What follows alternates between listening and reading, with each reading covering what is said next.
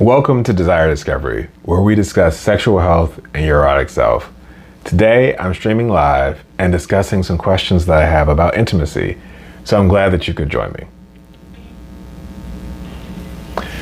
I'm Dr. Johmarx Patton, and on today's episode, we're going to discuss some questions that I got about intimacy, so I'm glad that you could join me. I'm going to read some stuff from my screen, but also talk off the top of my head about different stuff, or stuff related to that. I guess I should say it's not different, very much related, but it's not pre-written for me. So today's discussion is going to be about intimacy. And I guess that's somewhere fun to start. So I refer to my coaching offering as sexual health and intimate relationship coaching. And that was very intentional because the way that I was approaching it wasn't intimate in the erotic sense of intimacy, but intimate in the more general definition of intimacy. You'll see as I describe my model for intimacy why that's important, but intimate relationships I called out because as opposed to a casual relationship, intimate relationships are the ones that you want to put work into. And that's where I'm coming from. And so if there's a relationship that you want to put some work into, make it more fulfilling, that's an intimate relationship. And that's what we're talking about. It doesn't have to be sexual or erotic or any of those words that might make some people uncomfortable, right? This could be a family member or a friend, a coworker who you want to understand better.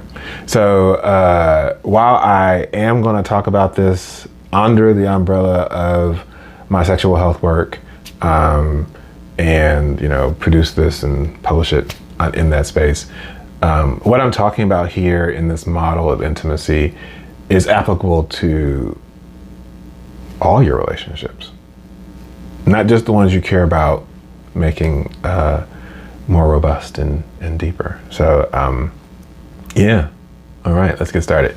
So how did I even get here? So there are two pieces to this model, and I'm doing my hands like this because they intersect. So as a grid, there are 7 levels and 9 types of intimacy. And so this is not a entirely original idea. Both of those two parts of this came from researching each of them independently and then bringing them together. So on the levels of intimacy side of things, I looked at a couple of different models. Most of them, the most number of levels they had was 5. And looking at a couple of different 5-level models, I felt they were inadequate on the ends in terms of capturing everything that I wanted to capture in the model that I was developing. And so that's where I originated and got to the 7 levels of intimacy. The 9 types of intimacy. So there are multiple models about different types of intimacy. Some have as few as 5, some have as many as 13. I'm sure there are more. And so looking through all of the different models, as I was developing mine, I settled on 9 because it captured the multitude of types of intimacy that I wanted to without being too many. And so I felt like 9 was a good, reasonable number. So 7 and 9, 2 of my favorite numbers, are what we've got for the levels of intimacy and the types of intimacy. So that is how I got to where I am with the concept. And so now I'll go through and talk about each one in turn. So the first one is the levels of intimacy. So with the levels of intimacy, each one represents a different depth of connection. And as you move through these levels, you can hopefully become closer to the person, depending on, the relationship, right? So let us start with the beginning, because it's a very good place to start. So the first level is contextual communication.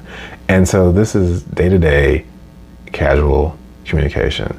There is no need for safety involved. So this is talking to the customer service person at the store that you're at, or, you know, saying hello to someone in the elevator, having casual conversation, nothing that involves your personal views, their personal views, things that may make conversation or interaction unsafe. Everything is contextual, pre-made to be safe.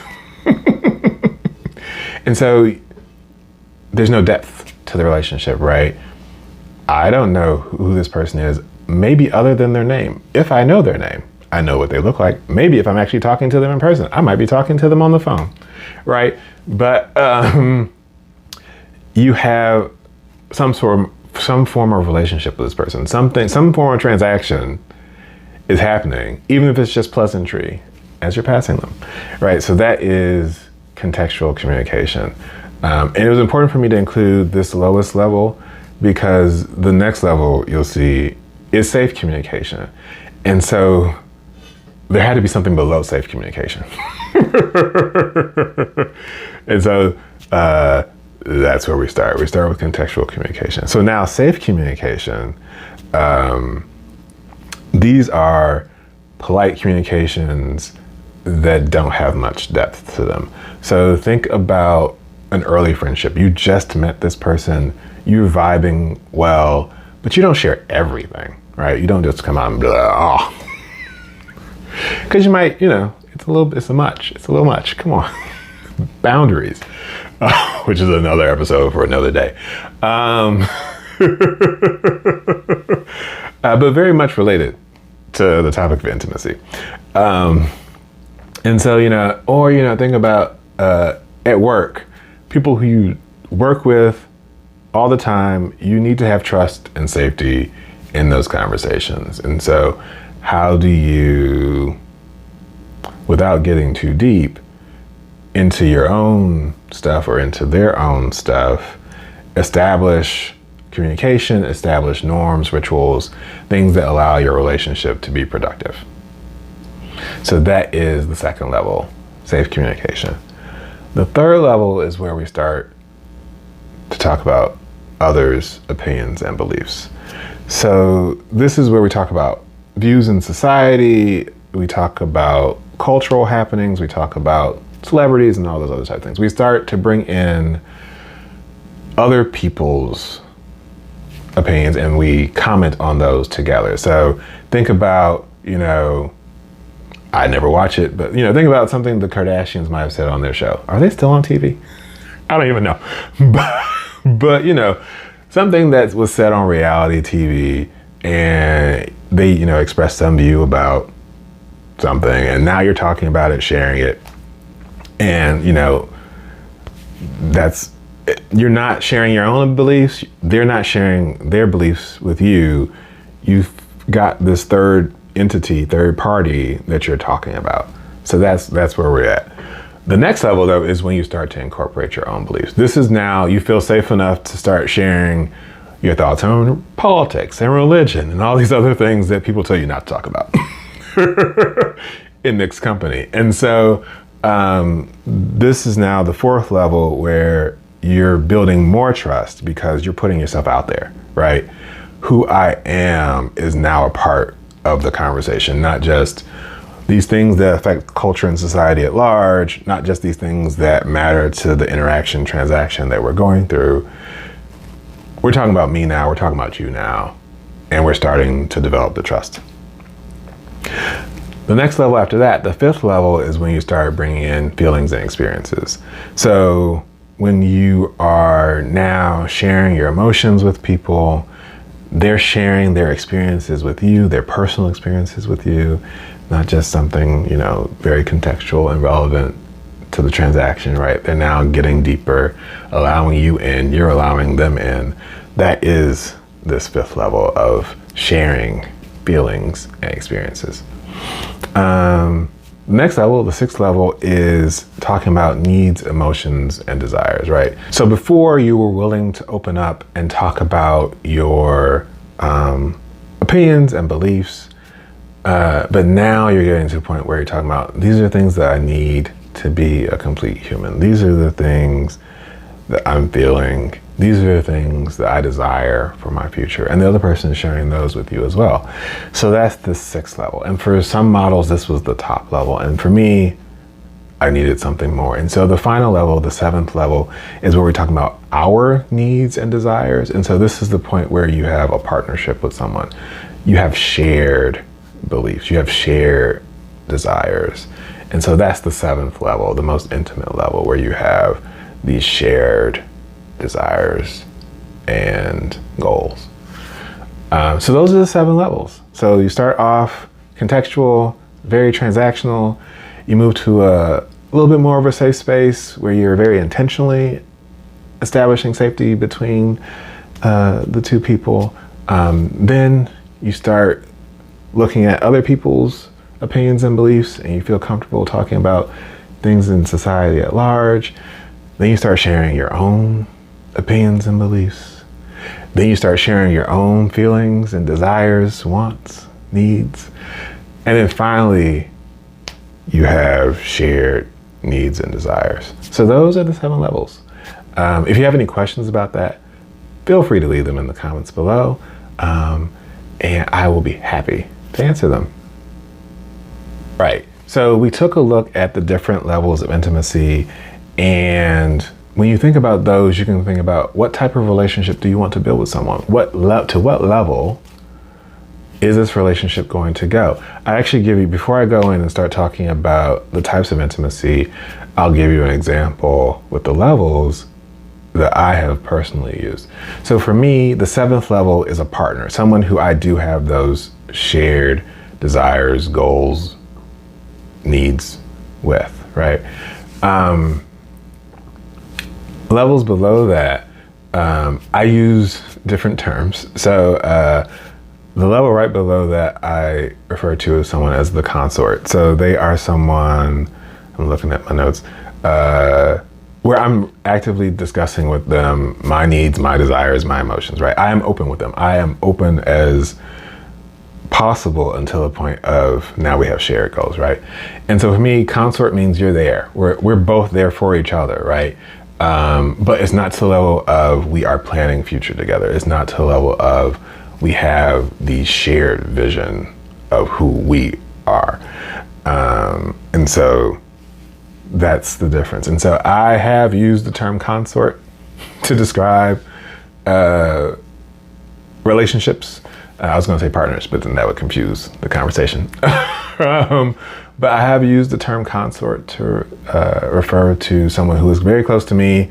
You know, we're in a relationship, a long-term relationship, but we're not at the partner level. Like, we don't have shared goals. And I was very realistic and very open about discussing this with the person who I'm thinking about as I'm giving this example. And that was important to me. It was important to me to be truthful and transparent with him that, hey, we can potentially get to partner level, but based on where we are, both of us right now, I don't see that happening because I don't see us having shared goals. We are very close. I am very open with you, but where are our shared goals? Where are our shared needs and desires? They're not there.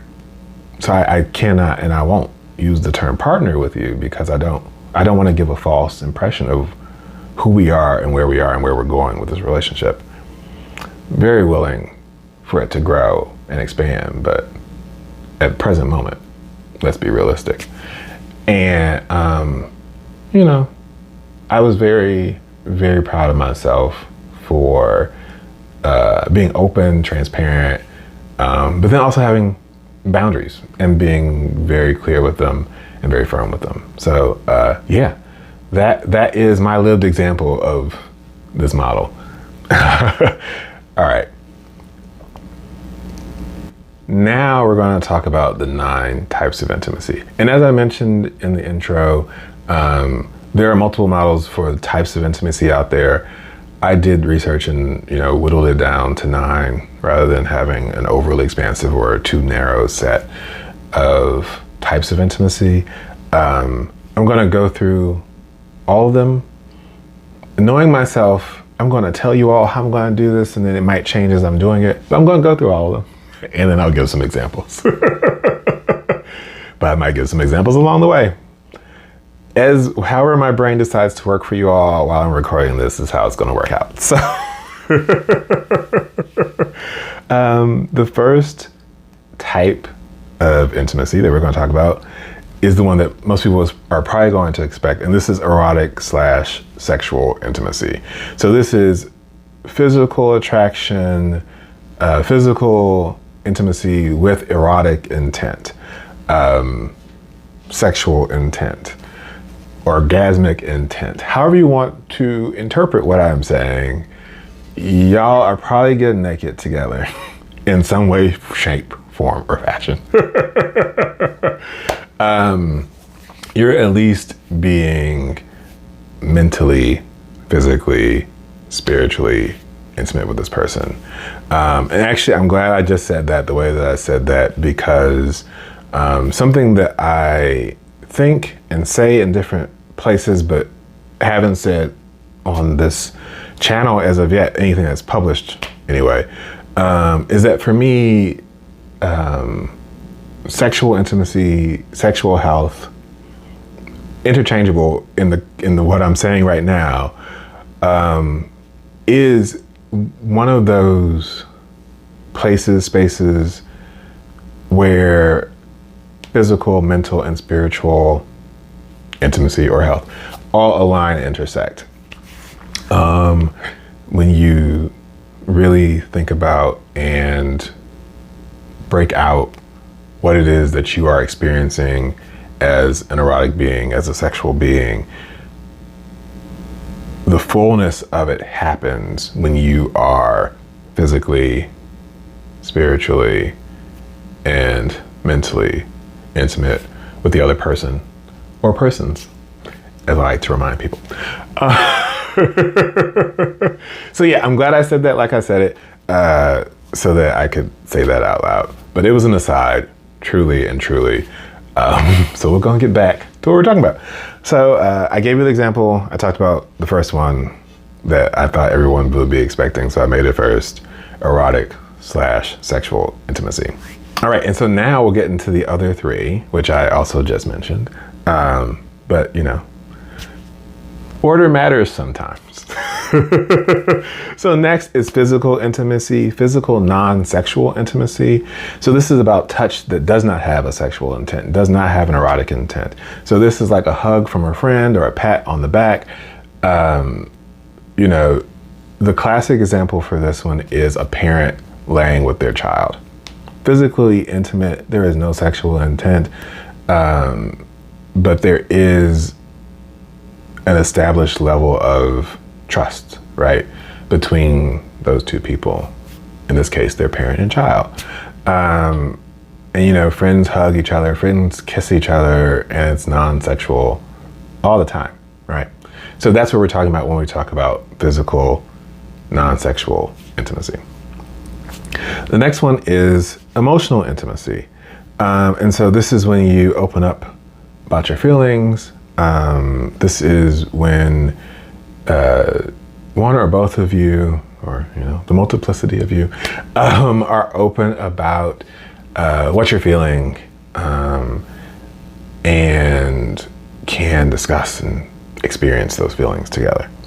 The fourth is intellectual intimacy.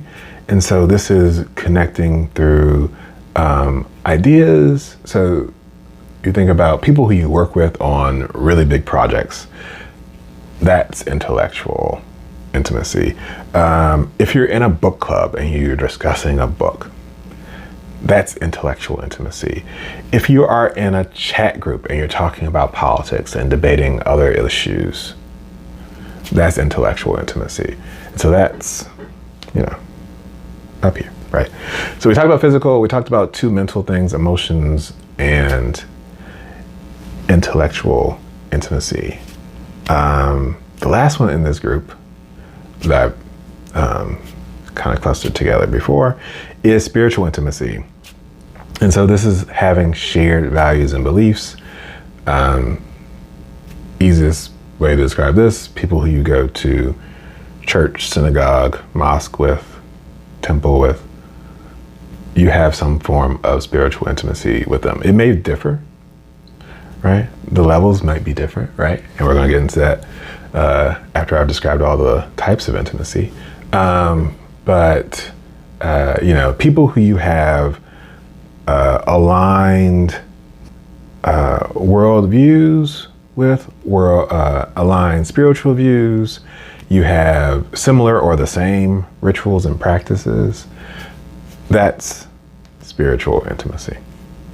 All right, so those are all the ones that I clustered together. Not that the other ones are separate, but as I described them to you all, I just kind of wanted to cluster them together. All right, so the next one that I want to talk about, the sixth one, is creative intimacy. So similar to intellectual intimacy, but different. You're actively creating something here. So if you're working on a project together and there's something that's going to come out of it at the end, that's creative intimacy. If you are, building a building together, right? Raising a barn, right? That's creative intimacy. Working on art installation together, that's creative intimacy. Writing a book together, creative intimacy. So the act of creation, and we can go into that on another day too. So many things to talk about. Gotta stay on topic though. All right, so the next form of intimacy, number 7, is aesthetic or sensory intimacy. And so this is bonding over beauty. So listening to music together, going to the museum together, walking and enjoying nature or the sunset, sunrise together. That's aesthetic or sensory intimacy. All right, the last two are both experiential forms of intimacy. The first is recreational. So this is sharing activities together, like hiking or playing sports.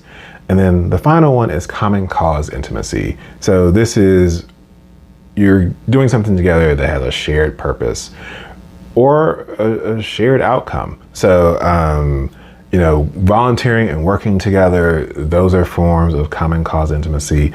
Another form of common cause intimacy is being in a crisis together. So, hurricane or, some other type of major event happens and you're all huddled together. That is common cause intimacy. So those are the 9 types: erotic or sexual intimacy, physical non-sexual intimacy, emotional intimacy, intellectual intimacy, spiritual intimacy, creative, and then we have aesthetic or sensory, followed by the 2 experiential types, recreational intimacy and common cause intimacy. So those are the 9 types in the model that I've developed. And now I'll talk about how they intersect. So one last thing I want to talk about with you all before I leave my meditation space and sign off for today is some examples of how the levels and types of intimacy intersect. So let's take one relationship or 2 and look at those. So actually, the reason why I said 2 is that I want to give a non-romantic example, and then I want to give a romantic example. So let's talk about a non-romantic example. Let's talk about a work colleague, someone who you've been working with for, let's say, 3 years, right? You've done several major projects together. You hang out outside of work. You know their children and spouse. So you know each other pretty well. It's not just the work that brings you together. It's, you have some other things that you share in common, that you talk about and live through, actually experience together. All right, so let's start with the different forms of intimacy that you're experiencing with this person. We're going to go right off the bat and say that you do not have erotic or sexual intimacy. I'm in my example. People have different lived lives. Some people will work with their partners. And that is what it is. But that's not the example we're giving right now. So we're going to put that level at contextual communication, of which there will be none, because you have no context to have anything going on there. All right, so the next level, actually you probably can even say it's at level 0, even though there's no 0 level in the model, but there is no intimacy in that column. I'm thinking about it as a grid because that's how my brain works. So the next is physical, non-sexual intimacy. And here, the two of you shake hands, you hug occasionally, but that's the extent. So, we're going to call that level 2. We're going to call that safe communication. You both feel very comfortable shaking hands and hugging. There's no misaligned communication. Nothing is being communicated that's not intended. And so it's very safe communication. The next one is emotional intimacy. And so you both are very comfortable sharing things that are happening in your own lives with each other. You talk about your spouses, you talk about your kids. And so we're going to say this is at the 5th level, where you're sharing your feelings and experiences with each other. So you are rather emotionally intimate with this person. Next, we're going to talk about intellectual intimacy. So this is, connecting through ideas, and this is what you do all the time, right? And so this is the main thing that you two really get into, this and creative intimacy, right? And so we'll say that both intellectual and creative intimacy is at level 6 for you, right? So level 6 in the model is that you are sharing your needs, your emotions, your desires, right? You two are really in it to win it, right? And honestly, some of the things that you're working on might actually be at level 7, right? You two are partnered. You two are aligned. You have common goals. You have common needs and desires. And so level 6 or level 7 might be where your creative and intellectual intimacy is with this coworker. All right, next, spiritual intimacy. Actually, you two never talk about church. You never talk about what your religious practices are. You kind of know, but you don't really get into it. So here is actually at a level 2. You feel safe talking about your religious background, but it never comes up. And you don't worry about it.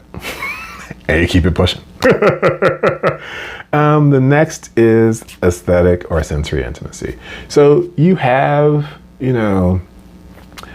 gone on joint family trips to the museum together, or, joint family outings to the park, but that's really kind of the extent of it. And so, we'll say that that's at level 3 or 4, right? There's something common that we can all kind of do together, but, we don't really need to get into like, oh yeah, I prefer, to walk on the beach as opposed to in the forest. No, that doesn't matter. We're not getting into all that, but we can share, in this experience together. So, it's like level 3. It's not really up there. All right. And then the last 2. So the experiential one. So the recreational one, I already mentioned that your families do joint things together, but it's not all the time. It's occasional. So that's like a level 3 or something like that. But the common cause intimacy, the one about connecting through shared purpose, once again, this is a 6 or a 7, and it's probably closer to a 7. Like you two are very intent on doing shared work together. And you've written down and worked on working towards those goals. So those are the different types and levels for that relationship with your coworker. So that's one example of the model of intimacy.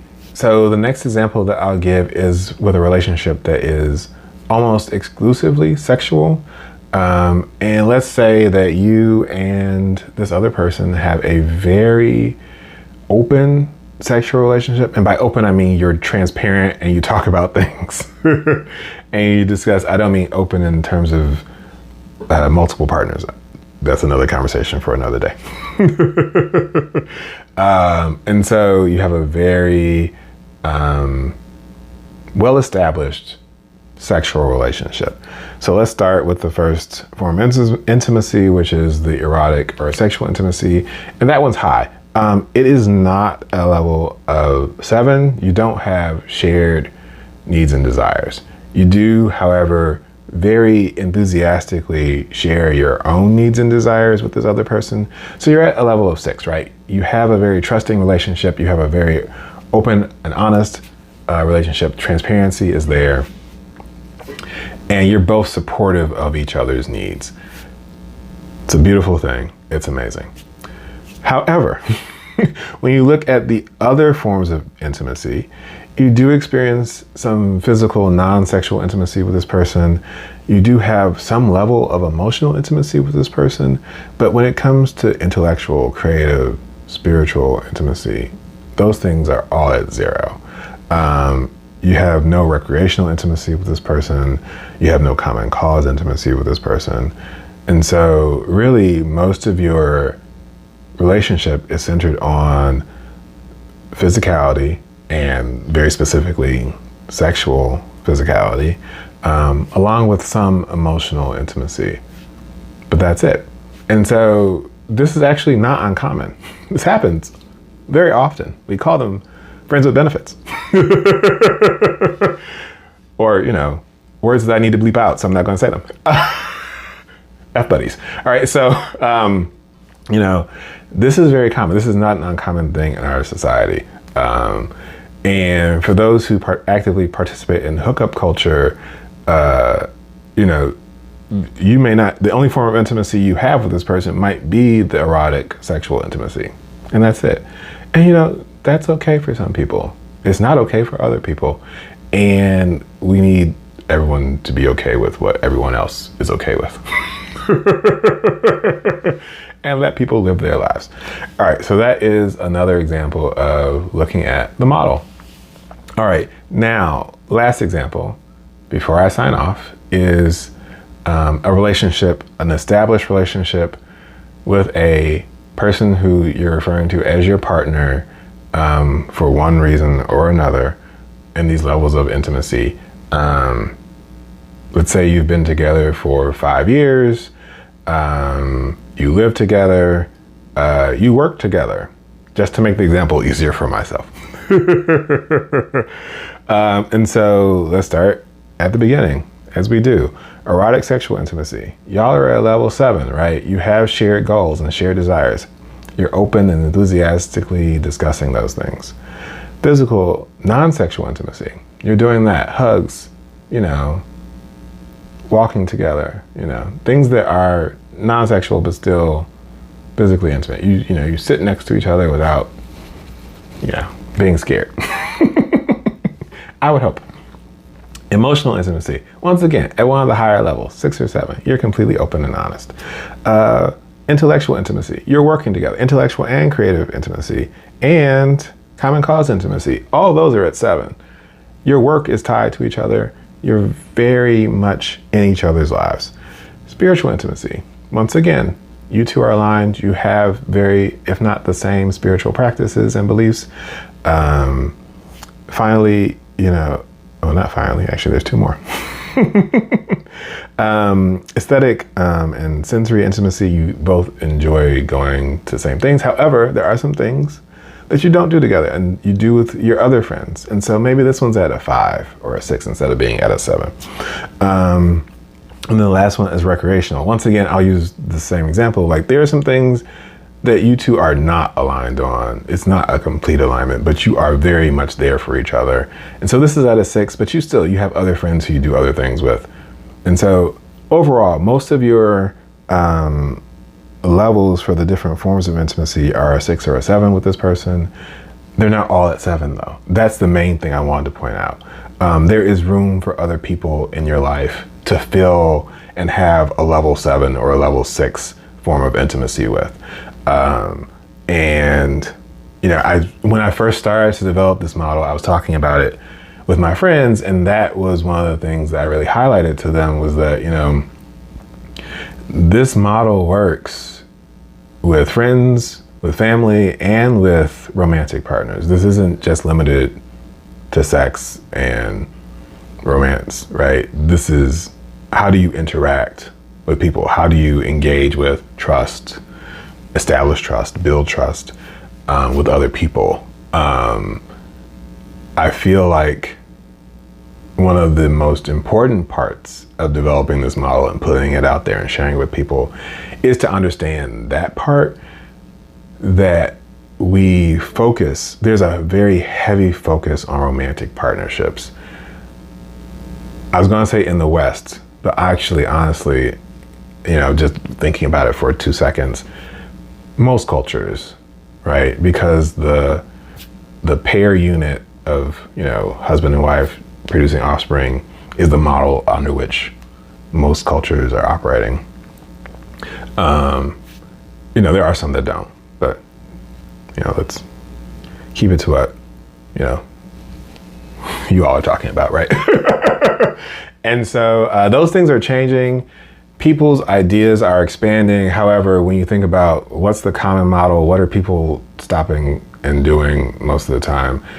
They're thinking about relationships in a very, let's just call it out, a very patriarchal model of how things should be, to the detriment of, and this is one of the other parts that really gets me going, that the other person needs to be your everything.